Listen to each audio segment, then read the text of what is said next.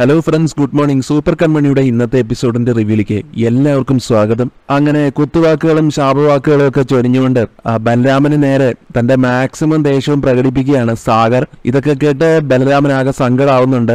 ഞങ്ങൾ നിന്നോട് പണ്ടേ പറയുന്നതാണ് ഞങ്ങളെ അച്ഛ അമ്മ എന്ന് വിളിച്ചു പോരുതെന്ന്. അതിനി വിളിച്ചു പോരുതെന്നും കൂടെ വിലക്കുമ്പോൾ പണ്ടേ അങ്ങനെ ശീലിച്ചു പോയതുകൊണ്ടാണ് ഇപ്പോഴും അങ്ങനെ വിളിക്കുന്നത്. ഇനി അത് ആവർത്തിക്കില്ലെന്നും പറയുകയാണ് ബലരാമൻ. തുടർന്ന് പറയുന്നുണ്ട്, എത്രയും പെട്ടെന്ന് നിങ്ങൾ ഇവിടെ നിന്ന് ഡിസ്ചാർജ് വാങ്ങി പോകണമെന്നും മറ്റേതെങ്കിലും ആശുപത്രിയിൽ ചികിത്സ തുടരണമെന്നും. ഇവിടെ നിന്ന് ആപത്താണ്. അതേസമയം സാഗരം തിരിച്ചു പറയുന്നുണ്ട്, നീ കാരണം ഈ ആശുപത്രിയിൽ തുടരുന്നത് അപകടമാണെന്ന് ഞങ്ങൾക്ക് ഒരു അറിവ് കിട്ടി. പക്ഷെ നിന്നെ ഞാൻ പേടിക്കുന്നില്ലടാ.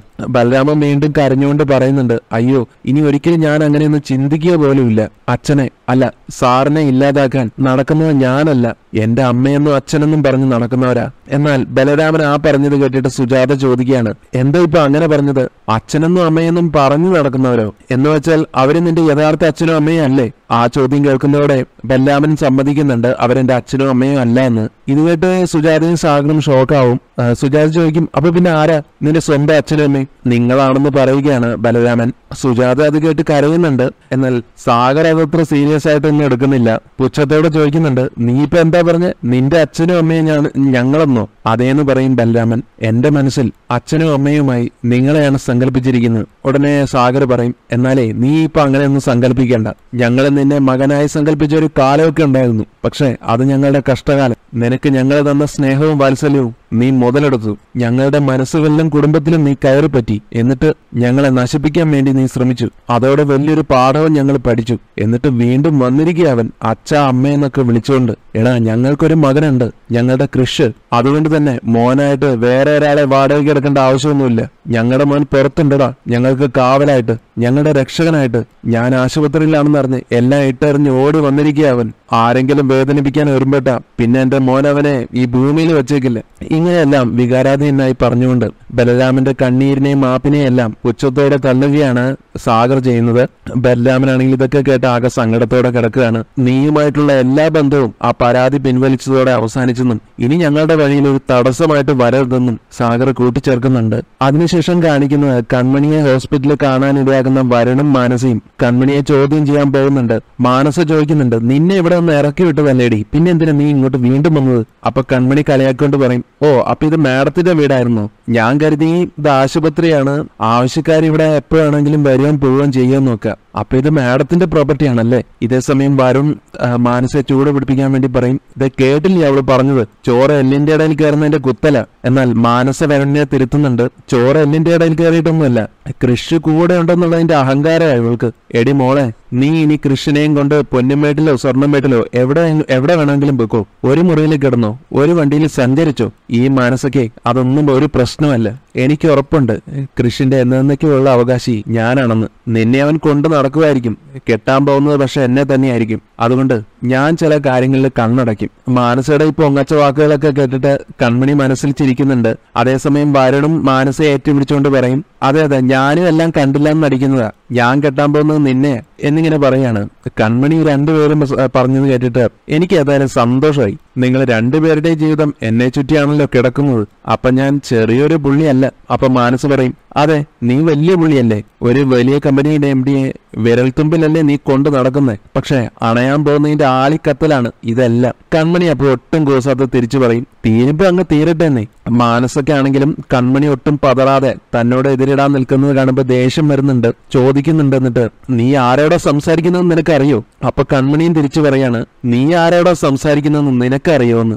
നീയെന്ന് കൺമണി മാനസയെ വിളിക്കുന്നത് കേൾക്കുമ്പോഴത്തേക്കും വരുൺ കൺമണിയോട് പറയാ, മാനസ മാഡത്തിന് നീയെന്ന് വിളിക്കുന്നോ? മാഡം എന്ന് വിളിക്കടി, ഒന്നുമില്ലെങ്കിലും നിന്റെ GM അല്ലേ. എന്നാൽ കൺമണി പറയും, സസ്പെൻഷൻ കഴിഞ്ഞൊക്കെ വരട്ടെ, എന്നിട്ട് വേണമെങ്കിൽ ആലോചിക്കാം മാഡം എന്നൊക്കെ വിളിക്കണമെന്ന്. അതുവരെ എന്നെ എങ്ങനെയാണോ വിളിക്കുന്നത് അതേ ഭാഷയിൽ ഞാൻ അങ്ങോട്ടും വിളിക്കും. മാനസ് ഇതെല്ലാം കേട്ടിട്ട് കൺമണിയോട്, കൺമണി നോക്ക്, എന്റെ നിയന്ത്രണം എപ്പോഴാ വിട്ടുപോകുന്നതെന്ന് എനിക്ക് പോലും അറിയില്ല. പലവട്ടം നിനക്ക് ഞാൻ മുന്നറിയിപ്പ് തന്നതാ.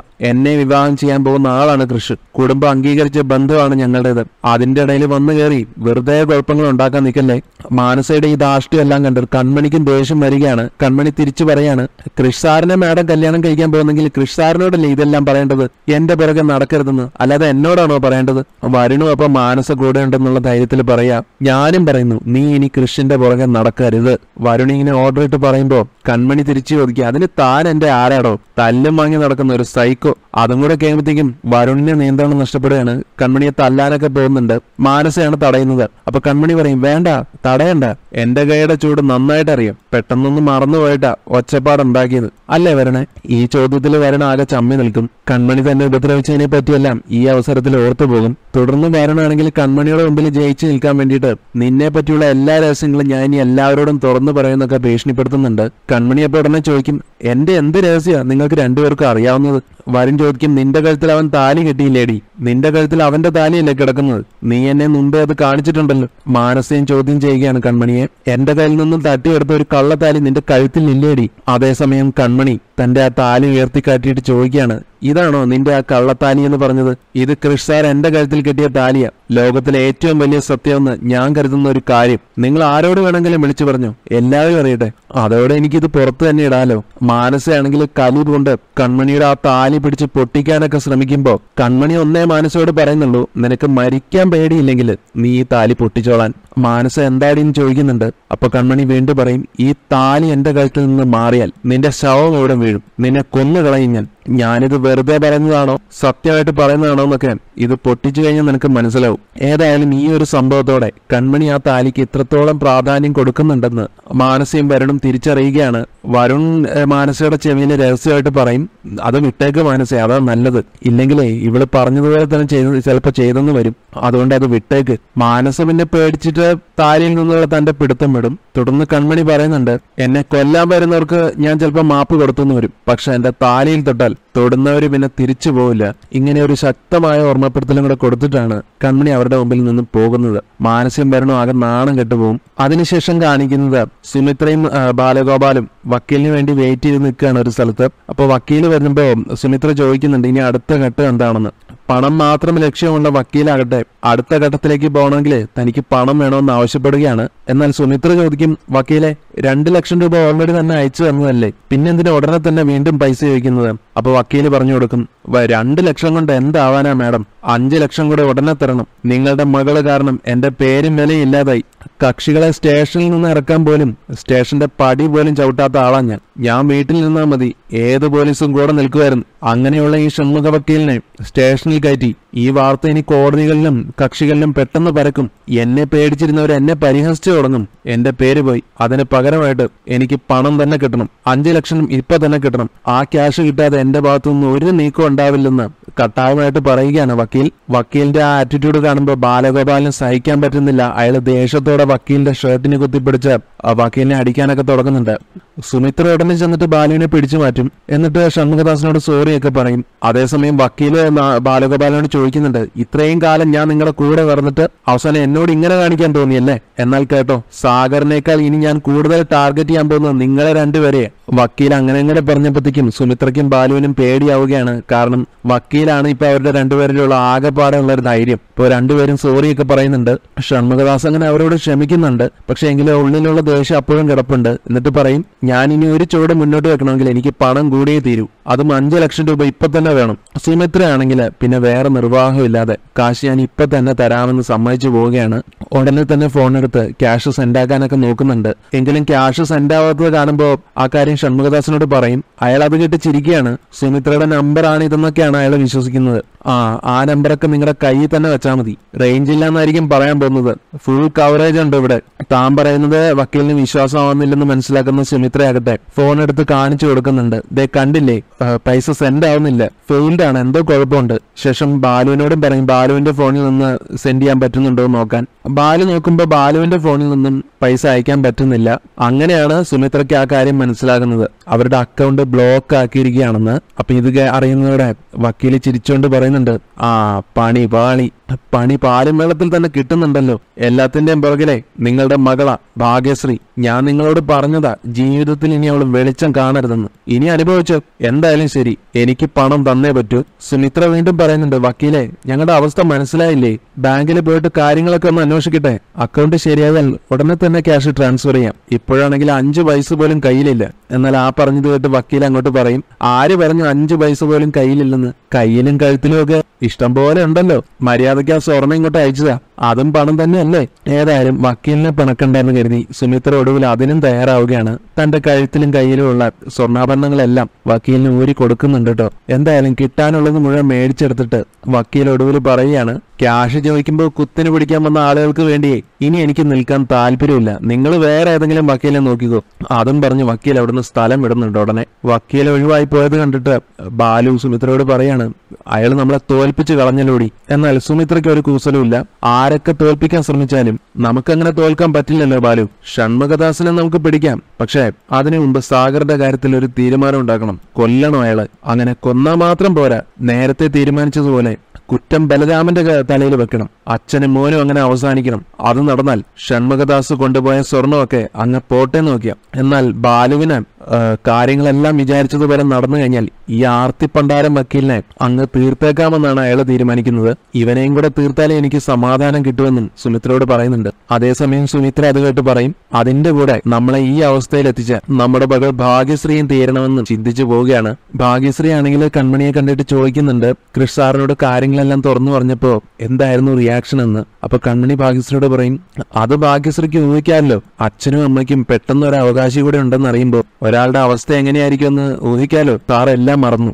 കൃഷ് സാറിനൊരു സഹോദരൻ കൂടെ ഉണ്ടെന്നുള്ളൊരു കാര്യം കൃഷ് സാർ മറക്കാനാണ് പറഞ്ഞത്. ഇനി ഒരിക്കലും അതേക്കുറിച്ച് ഓർമ്മിപ്പിക്കരുതെന്നും എന്നോട് പറഞ്ഞിട്ടുണ്ട്. അല്ല അതിരിക്കട്ടെ, ഭാഗ്യശ്രീയുടെ അച്ഛനും അമ്മയും ജാമ്യത്തിൽ ഇറങ്ങിയെന്നല്ലേ പറഞ്ഞത്? അവരടുത്തത് ഇനി എന്താ ചെയ്യാൻ പോകുന്നതെന്ന് എന്തെങ്കിലും സൂചന ഉണ്ടോ? ഞാൻ പറഞ്ഞില്ലേ കൺമണി, സാഗർ സാറിനെയാണ് അവർ ലക്ഷ്യം വെക്കുന്നത്, അത് ഉറപ്പാ. ഇപ്പൊ എന്നെയും. അവരെ സംബന്ധിച്ച് ലോകത്തിലെ ഏറ്റവും വലിയ ശത്രു ഈ ഞാന്. ബാങ്ക് അക്കൗണ്ടുകളെല്ലാം ഞാൻ ബ്ലോക്ക് ആക്കിയതോടെ അവര് രണ്ടുപേരും ഭ്രാന്തെടുത്ത് നിൽക്കുന്ന അവസ്ഥയിലാണ്. സാഗർ സാറിനോടൊപ്പം അവരെ എന്നെയും കൂടി ആയിരിക്കും ലക്ഷ്യം വെക്കുന്നത്. എന്തായാലും സാഗർ സാറിന്റെ കാര്യത്തിൽ കൺമണി വിജിലന്റ് ആയിരിക്കണം. ഞാൻ ഏട്ടനെ ഒന്ന് കണ്ടിട്ട് വരാമെന്നും പറഞ്ഞ് ഭാഗ്യശ്രീ ബലരാമനെ കാണാൻ പോകുന്നുണ്ട്. ഭാഗ്യശ്രീയുടെ വാക്കുകളൊക്കെ കേൾക്കുമ്പോഴത്തേക്കും കൺമണിക്ക് ഒന്നുകൂടെ ടെൻഷൻ ആവുകയാണ്. ഈശ്വര, സാഗർ സാറിന്റെ ജീവൻ അപകടത്തിലാണല്ലോ. എന്താ ഇനി ഒരു വഴി? എവിടുന്ന ഒരു സഹായം കിട്ടുക എന്നൊക്കെ ഇങ്ങനെ ആലോചിക്കുന്നുണ്ട്. അങ്ങനെ ആലോചിച്ച് നിൽക്കുന്ന സമയത്താണ് കൺമണിയുടെ ഫ്രണ്ട് ആയിട്ടുള്ള ദക്ഷ കൺമണിയെ ഹോസ്പിറ്റലിൽ വെച്ച് കണ്ടപ്പോൾ ഏറെ സർപ്രൈസ്ഡ് ആവുകയും കൺമണിയെ കണ്ടതിലുള്ള തന്റെ സന്തോഷം കൺമണിയോട് പ്രകടിപ്പിച്ചുകൊണ്ട് വരുന്നത്. ദക്ഷയെ കാണുമ്പോൾ കൺമണിക്ക് ഒത്തിരി സന്തോഷമാവും. രണ്ടുപേരും പരസ്പരം കെട്ടിപ്പിടിക്കും. ദക്ഷ കൺമണിയോട് പറയുന്നുണ്ട്, അങ്ങനെ നമ്മൾ വർഷങ്ങൾക്ക് ശേഷം കണ്ടുമുട്ടിയെന്ന്. അതെ, കോളേജിൽ എങ്ങനെയായിരുന്നു അതുപോലെ തന്നെയുണ്ട് നീ ഇപ്പോഴും, ഒരു മാറ്റവും. കൺമണിയുടെ ആ വാക്കുകൾ കേട്ടിട്ട് ദക്ഷ പറയും, ഇത് ഞാൻ അങ്ങോട്ട് പറയാനിരുന്നത്. ക്യാമ്പസിൽ ഞങ്ങൾ ആരാധിച്ചിരുന്ന ആളിപ്പോ കേരളം ഒട്ടാകെ ഫാൻസ് ഉള്ള ഒരു സൂപ്പർ ഡിസൈനറായി. എനിക്ക് സന്തോഷമായി. ദക്ഷ ഇങ്ങനെ പുകഴ്ത്തുന്നത് കേട്ടിട്ട് കൺമണി പറയുന്നുണ്ട്, എന്നെ വെറുതെ കളിയാക്കല്ലേന്ന്. കളിയാക്കാനാണ്? ഒരിക്കലും അല്ല, കാര്യമായിട്ട് തന്നെ പറഞ്ഞതാടോ. നീ ഇപ്പൊ സൂപ്പർ കൺമണിയല്ലേ. നിന്നെ ശ്രദ്ധിക്കുകയും ഇഷ്ടപ്പെടുകയും ചെയ്യുന്ന ഒരുപാട് ആളുകളുണ്ട്. പിന്നെ എനിക്കൊരു സ്പെഷ്യൽ താങ്ക്സ് ഉണ്ട് കേട്ടോ, ഞങ്ങളുടെ കമ്പനിക്ക് ഒരു ഗംഭീര ഡിസൈൻ തന്നതിന്. എന്നാൽ ആ പറഞ്ഞത് കൺമണിക്ക് മനസ്സിലായില്ല. അപ്പൊ ദക്ഷ വിശദമാക്കി കൊടുക്കും, കൺമണി അവസാനം വരച്ച ഒരു ഡിസൈൻ ഇല്ലേ, അത് എന്റെ അങ്കിളിന്റെ കമ്പനിക്ക് വേണ്ടിയിട്ടായിരുന്നു. അതിൽ നിന്നും കൺമണിക്ക് മനസ്സിലാവുന്നുണ്ട് ദക്ഷയുടെ അങ്കിൾ എന്ന് പറയുന്നത് ശങ്കർ മോഹനാണെന്ന്. ഈ വാർത്ത വിശ്വസിക്കാൻ പറ്റുന്നില്ലെന്നൊക്കെ പറഞ്ഞു പോവുകയാണ് കൺമണി. ദക്ഷ പറയുന്നുണ്ട്, കമ്പനിക്ക് വേണ്ടി കൺമണി വരയ്ക്കുന്നു എന്ന് അങ്കിൾ എന്നോട് പറഞ്ഞപ്പോ എനിക്ക് അഭിമാനമാണ് അപ്പൊ തോന്നിയത്. കൺമണി എനിക്കൊന്ന് വിളിക്കണം എന്നൊക്കെ ഉണ്ടായിരുന്നു, പക്ഷെ കാത്തിരിക്കാമെന്ന് കരുതി. പ്രോജക്ടിന്റെ ലോഞ്ചിങ് സമയത്ത് കമ്പനിയിലേക്ക് വന്നൊന്ന് ഞെട്ടിക്കാന്ന് കരുതി. കൺമണിക്കാണെങ്കിലും ദക്ഷയുടെ ഈ വരവോടുകൂടി തന്റെ ടെൻഷൻസും ആശങ്കകളും ഒക്കെ അല്പനേരത്തേക്ക് ഒന്ന് വിട്ടൊഴിക്കുകയാണ്. ശേഷം ദക്ഷയോട് ചോദിക്കുന്നുണ്ട് കൺമണി താനിപ്പോ എന്ത് ചെയ്യുകയാണെന്ന്. ദക്ഷ പറഞ്ഞു കൊടുക്കുന്നുണ്ട്, ഞാൻ പോലീസിലാണെന്നും ഞാനാണിപ്പോ ഇവിടുത്തെ ACP. അതങ്ങോട്ട് അറിയുന്നതും കൺമണി ആകെ അന്തം വിട്ട് നിൽക്കുകയാണ്. ദക്ഷയ്ക്ക് അത് മനസ്സിലാവുന്നുണ്ട്. എന്താ അന്തം വിട്ട് നോക്കുന്നേ? സത്യമാണോ ഞാൻ പറഞ്ഞത്? ഞാനാണ് ഇവിടുത്തെ ACP. ചാർജ് എടുത്തിട്ട് ഇപ്പൊ 2 ആഴ്ച ആയതേ ഉള്ളൂ. കന്നി പോസ്റ്റിംഗ്. പിന്നെ ആരെങ്കിലും പിടിച്ച് അകത്തിടണമെങ്കിൽ എന്നോട് പറഞ്ഞോട്ടോ. അല്ലെങ്കിലും കൺമണിക്ക് എവിടുന്നല്ലേ ശത്രുക്കള്?